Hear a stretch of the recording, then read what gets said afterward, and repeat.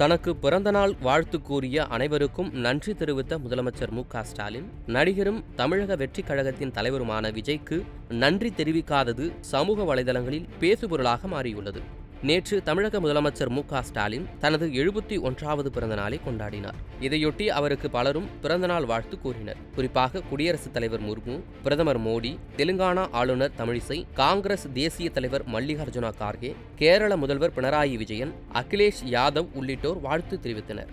அதேபோல தமிழக பாஜக மாநில தலைவர் அண்ணாமலை, பாமக தலைவர் அன்புமணி ராமதாஸ், காங்கிரஸ் தலைவர் செல்வ பெருந்தகை, மக்கள் நீதி மய்ய தலைவர் கமல்ஹாசன், தமிழக வெற்றிக் கழகத்தின் தலைவரும் நடிகருமான விஜய், நடிகர் ரஜினிகாந்த் உள்ளிட்ட பலர் பிறந்தநாள் வாழ்த்து கூறியிருந்தனர். இதில் பிரதமர் மோடி, ராகுல் உள்ளிட்ட சிலரின் ட்விட்டர் வாழ்த்துகளுக்கு மட்டும் முதலமைச்சர் மு.க.ஸ்டாலின் நன்றி கூறியிருக்கிறார். ஆனால் தமிழக வெற்றிக் கழகத்தின் தலைவர் விஜய் தெரிவித்த வாழ்த்துக்கு மு.க.ஸ்டாலின் நன்றி கூறவில்லை.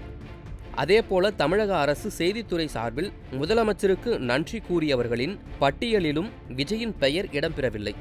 அண்மையில் அரசியல் கட்சி தொடங்கிய விஜய் வரும் காலத்தில் திமுகவிற்கு பெரும் நெருக்கடியை கொடுக்க அதிகம் வாய்ப்பு இருக்கிறது. எனவேதான் அவரை புறம் தள்ளும் விதமாக முதலமைச்சர் மு.க.ஸ்டாலின் நன்றி தெரிவிக்காமல் தவிர்த்திருப்பதாக கூறப்படுகிறது. இதனால் விஜய் ரசிகர்கள் சமூக வலைதளங்களில் முதல்வரின் செயலை கண்டித்து தங்களது கருத்துக்களை பதிவிட்டு வருகின்றனர். செய்திகளை உள்ளது உள்ளபடி தெரிந்து கொள்ள ரெஃப்ளெக்ட் நியூஸை சப்ஸ்கிரைப் பண்ணுங்க.